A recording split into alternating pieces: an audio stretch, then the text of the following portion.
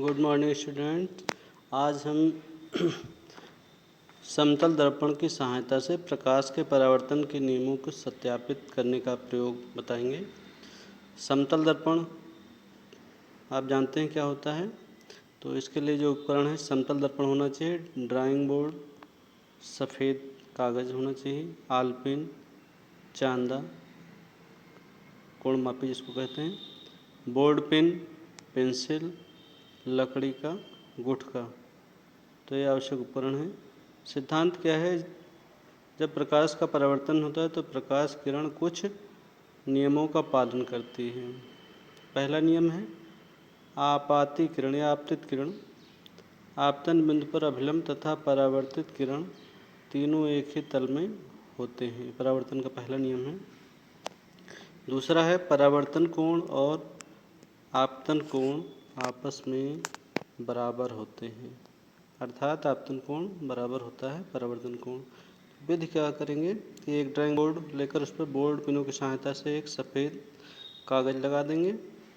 फिर किसी समतल दर्पण को ड्राइंग बोर्ड पर स्टैंड की सहायता से सीधा खड़ा करते हैं। फिर इसकी सीमा बना देते हैं दर्पण के सामने कागज़ पर दो पिनें PQ इस प्रकार गाड़ते हैं कि उनसे मिलने वाली रेखा AB दर्पण पर तिरछी पड़े।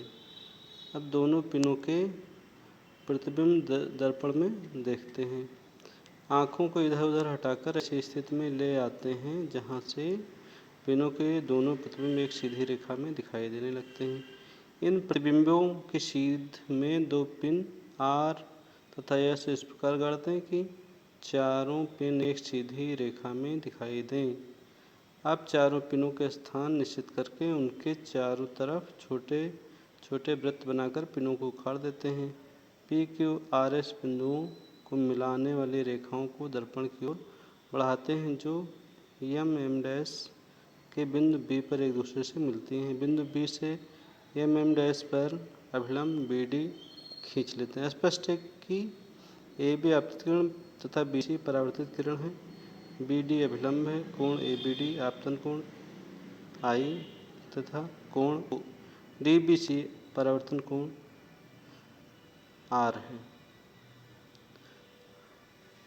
आपतन कोण तथा परावर्तन कोण को चांदे से नाप लेते हैं। परीक्षणों से स्पष्ट है कि क्या परिणाम निकलता है कि आपतन कोण परावर्तन कोण के बराबर है। आपतित किरण, परावर्तित किरण, अभिलंब तीनों एक ही तल पर, धरातल पर, कागज के ऊपर हैं। इस प्रकार से हम सिद्ध कर सकते हैं कि आपतन कोण और परावर्तन कोण बराबर होता है और परावर्तन के नियमों की पुष्टि होती है।